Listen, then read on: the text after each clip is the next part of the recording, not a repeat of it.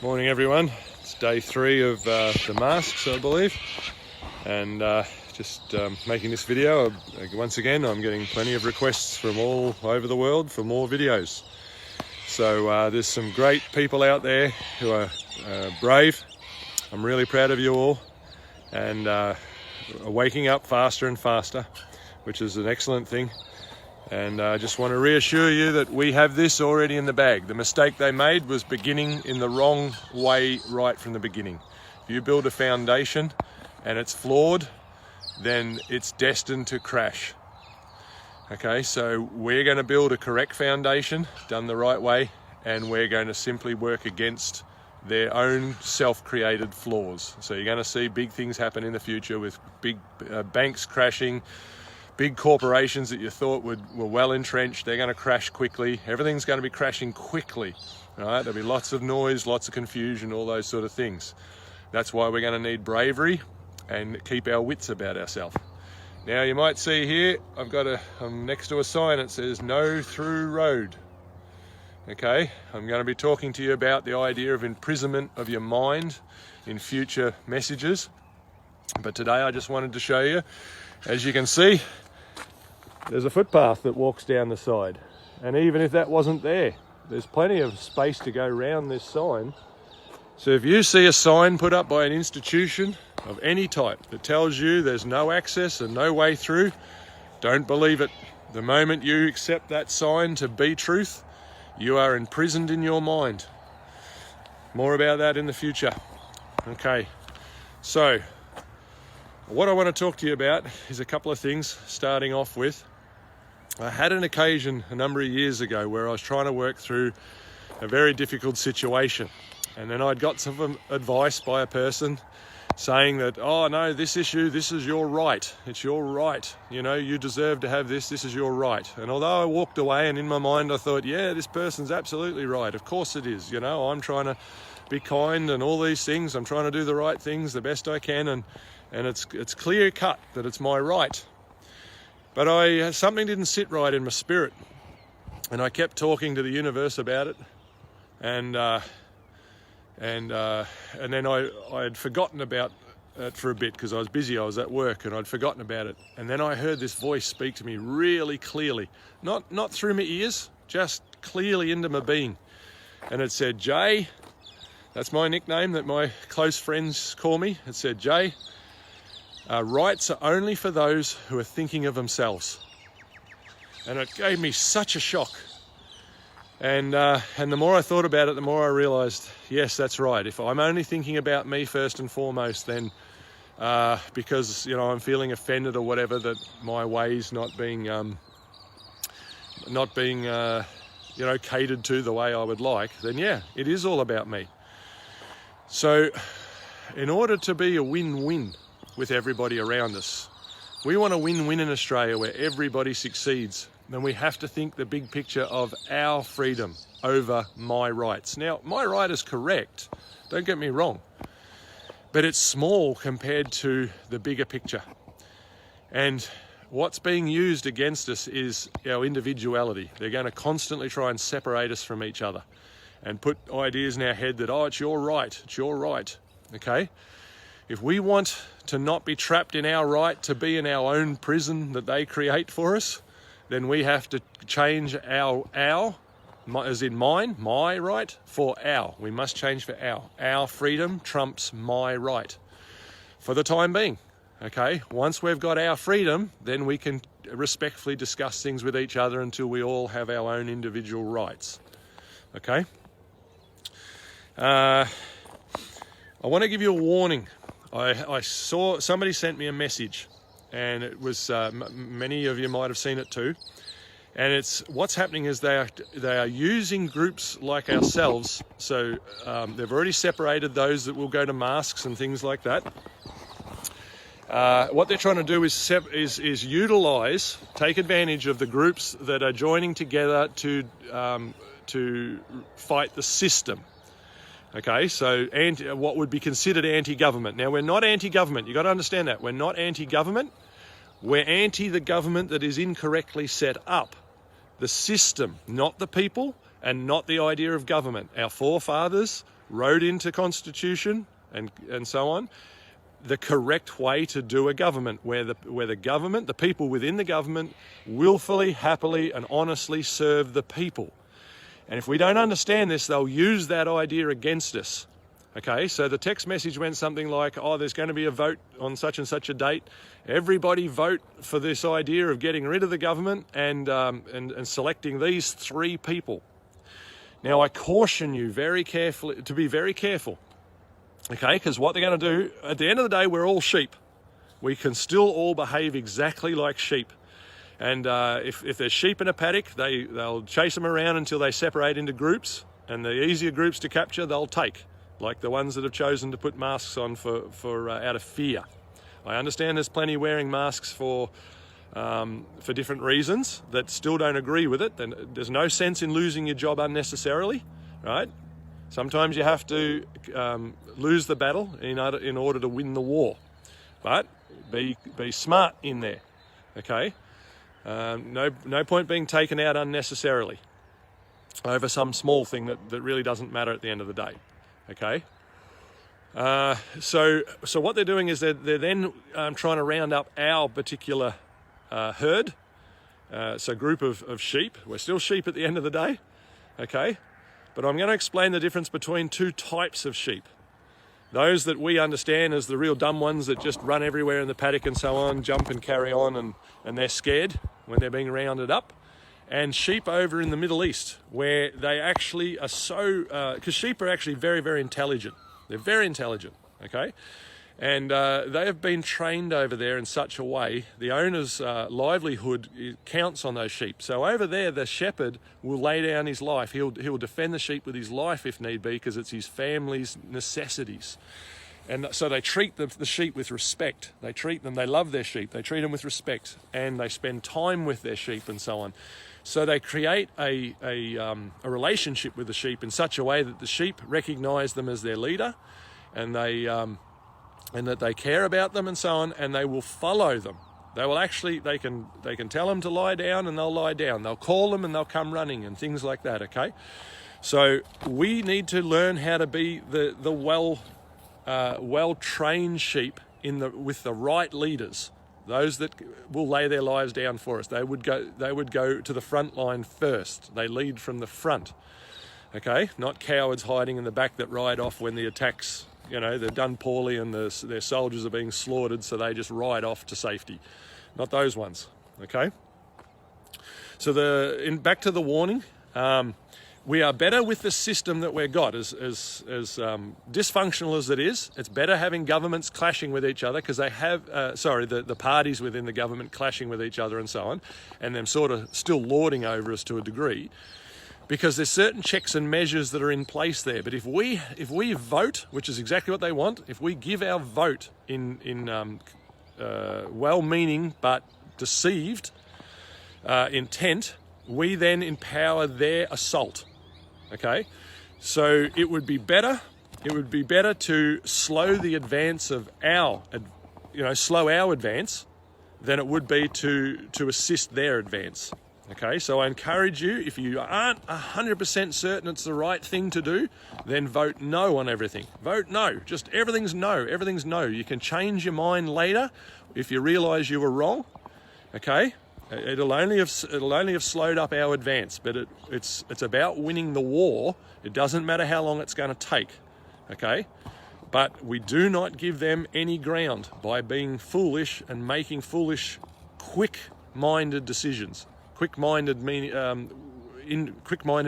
ill-informed decisions. Okay. So, yeah, it's better to have the catastrophe type government structure we got at the moment than to vote to hand the authority over to 3 people. Was on the thing. They were naming 3 people, which very quickly they'll have the power and they'll just pick one, and that one will be the dictator. Right? And that's exactly what the one world government system wants. They would want one puppet running the whole country, and they just lord it over the puppet, the one puppet, right? The one dictator. So imagine Daniel Andrews as the leader of Australia. Okay? We don't want that. Okay, so Be very, very careful. You must realize that they're going to try and play games with even our groups. Each of our groups, they'll try and, if they can't get us to bend to their will, then they'll try and deceive us into making decisions and voting unitedly in their direction anyway. Okay? All right, so understand that trying to organize people is a bit, it's a bit like herding cats. People will just go everywhere for different reasons. Some of it's ignorance, some of it's fear, some of it's stubbornness and all sorts of things, okay? And we're going to have the same situation. Those that understand what they're doing and are attempting to rally people, we're having the same kind of situation, but that's okay. It's okay, all right? And once everybody starts to be reassured that it's okay to make mistakes, it's okay to be afraid, it's okay to be confused and so on, all right? There's lots of disarray in wartime, okay? And it's all right to be that. That's what gives you the place of, like a safe space to come to your own senses and to try and work out what's happening around you and so on, and begin to listen to the right voices. So in war, they have signals and things like that. So I encourage you to start looking for the right signals, okay? From the right people. You'll sense it in your heart. In your heart of hearts, when you hear people speak, you'll sense that's not right, something's wrong. The inner part of me's sending a warning bell. Don't follow that, okay? And somebody else will speak and you'll hear it, and that inner part of you will go, that's it. I know that what they're saying is right. It immediately clicks with me, okay? If you're in confusion, be cautious. Be cautious. Be slow. Be slow to follow any advice that doesn't make 100% sense, okay? What I would encourage is silent running on insults, especially on, everywhere. But on Facebook, guys, we want to win over everybody who's wearing a mask. We want to win over everybody that's of any other type. So if you believe in abortion, don't insult people who don't believe in it. If you don't believe in abortion, don't insult people who believe in abortion. If you're for Black lives, don't insult people who are for all lives, and vice versa. Every collective group that's contrary to what you believe, for the sake of our freedom, for the time being, go on silent running. That means, like in a submarine, when the enemy's near, they stop making noise. Okay, they don't open a Coke can or anything, because they don't drop a spanner, because it sets off the warnings to the ship that's sailing over the top of them, ready to drop, and they'll drop their special bombs that blows the sub out of the water. Okay, insults. Nobody likes insults. You insult somebody, they're likely to turn back and fight you. We want to win them over. We kill them with kindness. Okay, and if you don't know how to be kind yet, just be silent. Okay, at least they don't know where you stand. Be silent and try and smile nicely. Okay, instead of insults, encourage them in anything that you believe you can see them doing correctly. All right, they need encouragement too. They're still our soldiers at the end of the day. They might be fighting on the wrong side, or they might be simply over there captured like POWs and forced to put on the mask, etc. Right, even if it's only in their mind. So encourage in anything. Don't discuss the mask. Discuss something they're doing well, even if it's just in the workplace. If it's a fellow worker, find something that he or she does right, and tell them how amazing they are at it. Right? Build them up. That's their weapons. They're the kind of weapons we use. Build them up in everything you possibly can until they just so love you that they can't not listen to you anymore. Okay? Do it sincerely. Don't do it fake. Don't do it with an agenda other than for that person. Go back to small. Instead, big picture is the battle we're in. Go to small picture, which is that person is worthy of it anyway. They always were. We always should have been treating that person that way. We should have been treating ourselves with the same kind of respect. So learn to love yourself. Be your own best friend instead of your own worst enemy. Okay? And from that place, you'll be able to, if you can't love yourself, you can't love others. It's as simple as that. If you can't respect yourself, you can't respect others. If you can't encourage yourself, you won't know how to encourage others properly. Okay? You must give to yourself first in order to have for others. Top your own tank. Don't wait for others to top your love tank, so to speak, all right? Or your belief tank and so on. Be your first topper. Be the one there where you pump it into yourself, okay? And trust that the universe thinks highly of you too, so encourage yourself. I believe highly of myself because I know the universe believes highly in me, okay? I love myself because I know the universe loves me. Things like that, okay? What else have we got here? Yeah, I just want to remind you guys that although I haven't met you yet, it doesn't mean I can't choose to love and respect you. I choose to make you my friends. You're worthy of my friendship, even if you've made mistakes. And even if you make mistakes in the future, anyone wearing masks, anyone who attempts to insult me in any way, assault or insult me in any way, if you're a police officer, if you're a politician, if you're Daniel Andrews himself. Daniel Andrews is just a man, deceived in his behaviour, but I can guarantee if we sat down with him and had a conversation, he would speak absolutely sincerely about what he thinks and believes, okay? In most cases, I don't believe the people recognise the deception in their life. They're not necessarily trying to deliberately be crafty, although some are in positions where they know full well and are, a bit like CIA agents, okay? But let's choose to believe the best in each person until they prove us otherwise. So let's not think that they're trying to act foolishly. Let's not think that they're trying to be mean.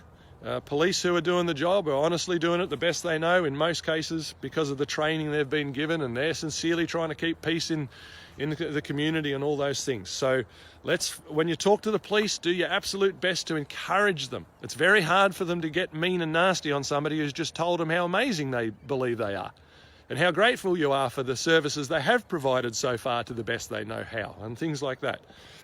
Okay? Same with your politicians. Don't rubbish them. Don't run them down.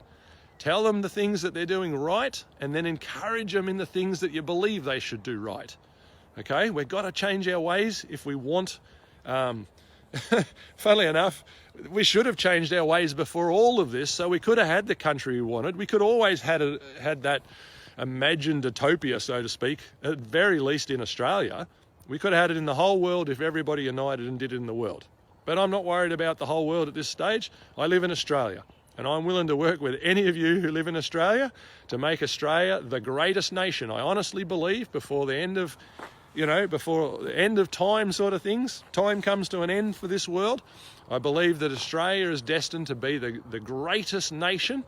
The youngest brother, so to speak, or the youngest child in the family, treated like the black sheep a bit and all the rest of it, laughed at and mocked and told that we don't know what we're on about. And I understand because I'm the youngest in my family, okay? So I know what it's like. I've lived through it, and that's why I can see it so clearly, all right? And Australia being the youngest nation, so to speak, it's our time to shine. We're going through childhood, early childhood, being bullied and bossed around by bigger brothers, the other countries, brothers and sisters, and then we're in a place where we're working out, who are we really? What do we stand for? What do we want out of life? All of those things, and then we're due in this time in history. We are due to make a decision, one way or the other. Are we going to go corrupt and become just another problematic country?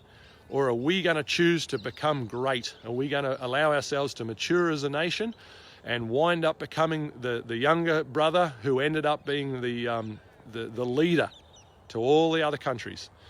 And so I encourage all you youngest in the family, you were the black sheep and the black sheeps, or whatever wherever you come in your position. If you've been put down and so on, it's been allowed by the universe for a reason.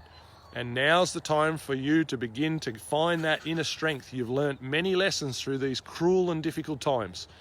But they were gifts in disguise. When you can understand it, they were universal gifts in disguise.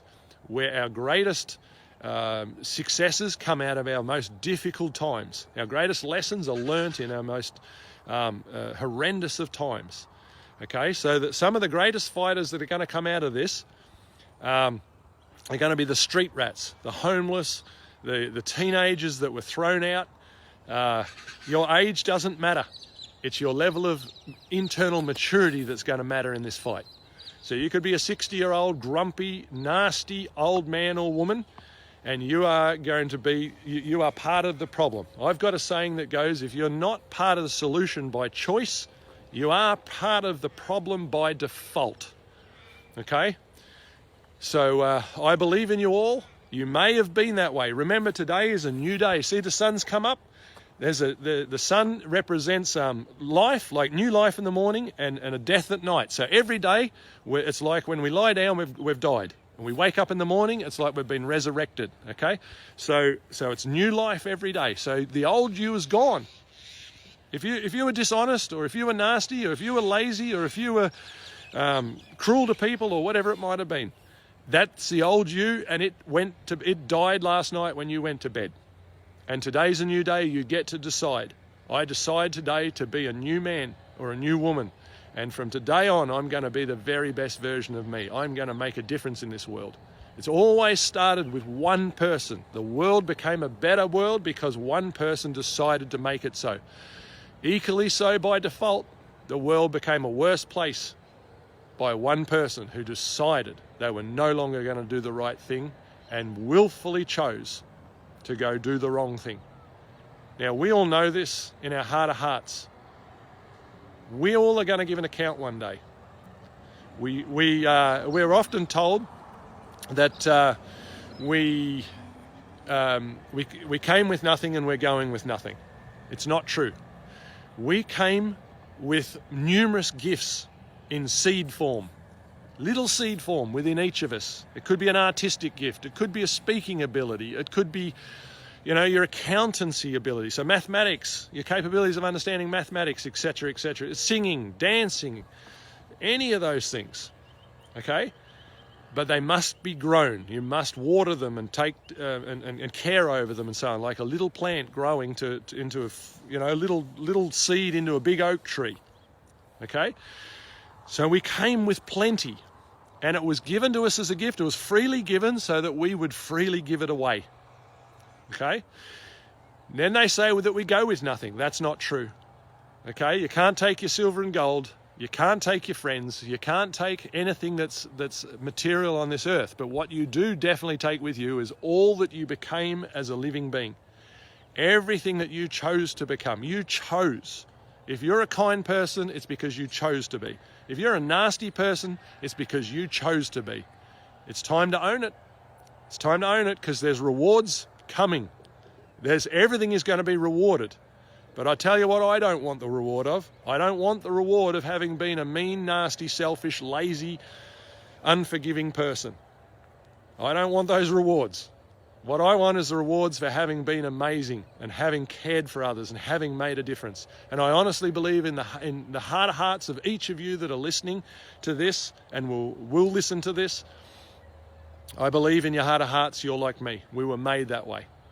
So I applaud you. I acknowledge you. I'm grateful for you.